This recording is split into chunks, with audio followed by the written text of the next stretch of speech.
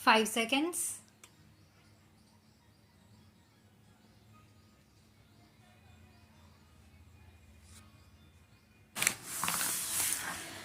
Mr. Deputy Speaker, sir, I think the House will permit me to begin my speech with a certain personal note.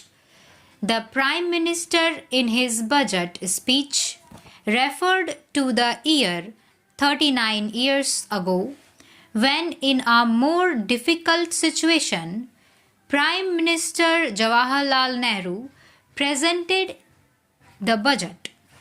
The House will remember that at that time it was an unprecedented shake-up in the Finance Ministry in which the Finance Minister, the Principal Finance Secretary, the Chairman of the LIC, and other senior ministers and secretaries had to leave just a few weeks before the budget.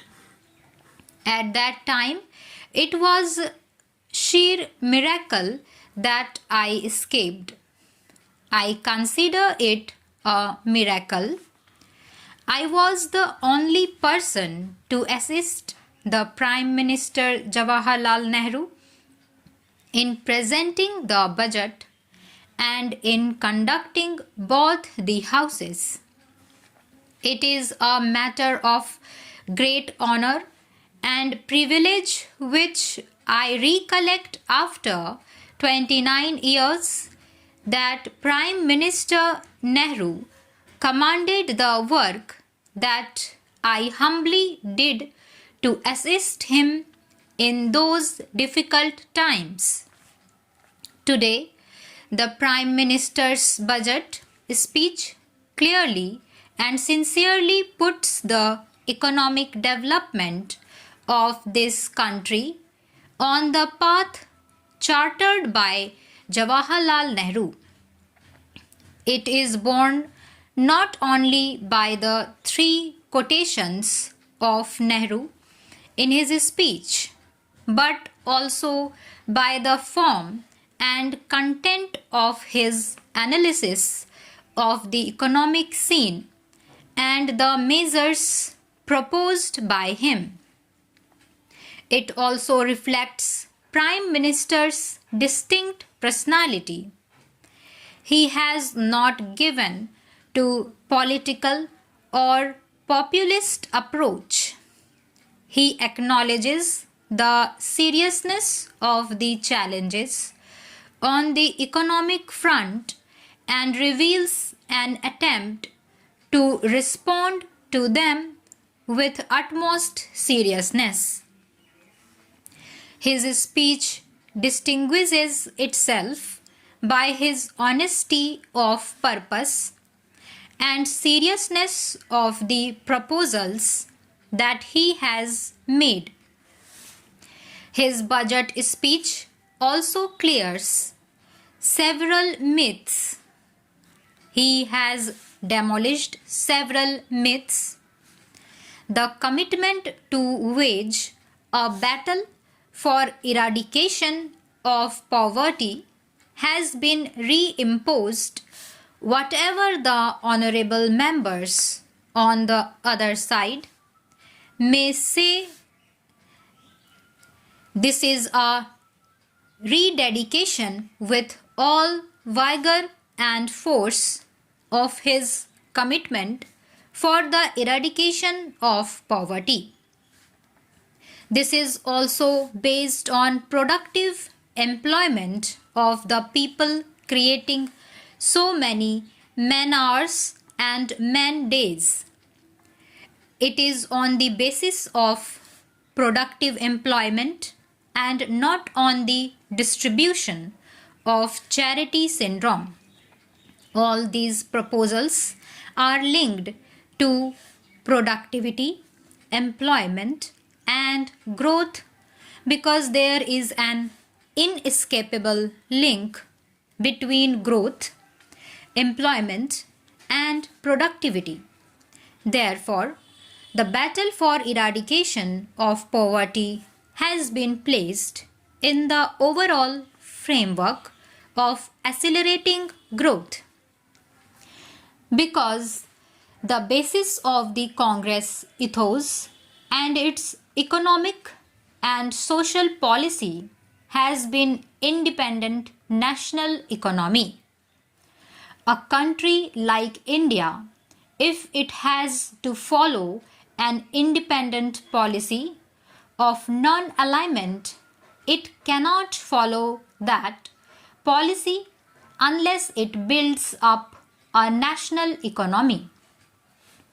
It should be an independent national economy based on social justice, commitment to socialism, democracy, and secularism, which Jawaharlal Nehru put forward and behind which in Parliament and in the country there was a national consensus.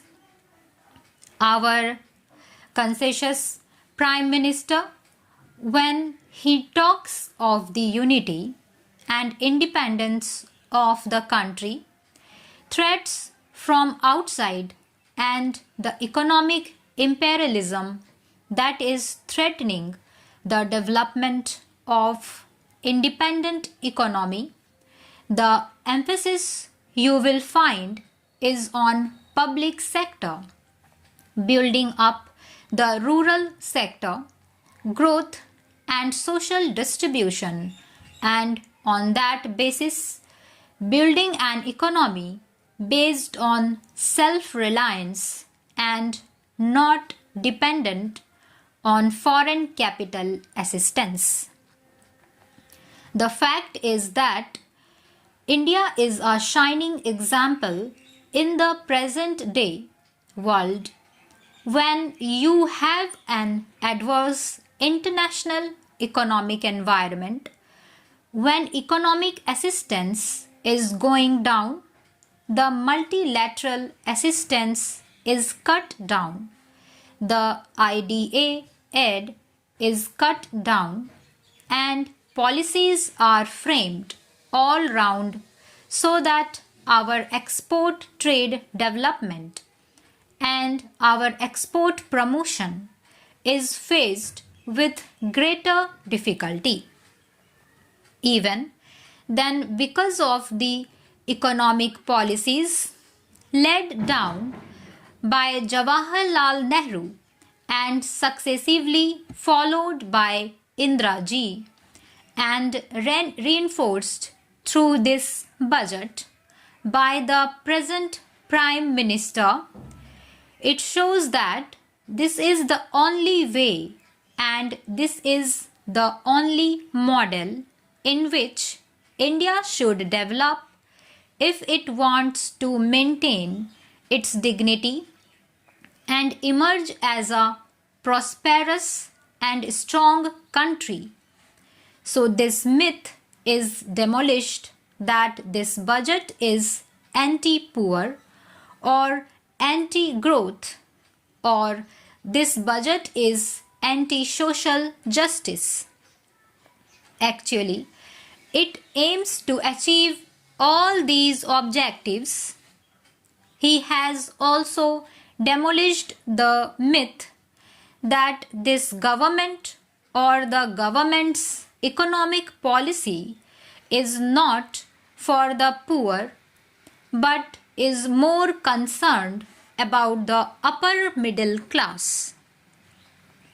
This is all demolished, and I think it is necessary that in this house there is consensus behind the new path, or rather the new enforced path that is sought to be made out by this budget. Similarly, the budget aims at promising growth, and if you see, you will find that a number of concessions have been given to industries engaged in mass consumption goods not caring to the needs of the affluent. A number of measures have been suggested. I need not go into that. It particularly tries to promote indigenous capital goods industry, which is the basis of self-reliance and which is the basis of promoting growth in the future development of our country.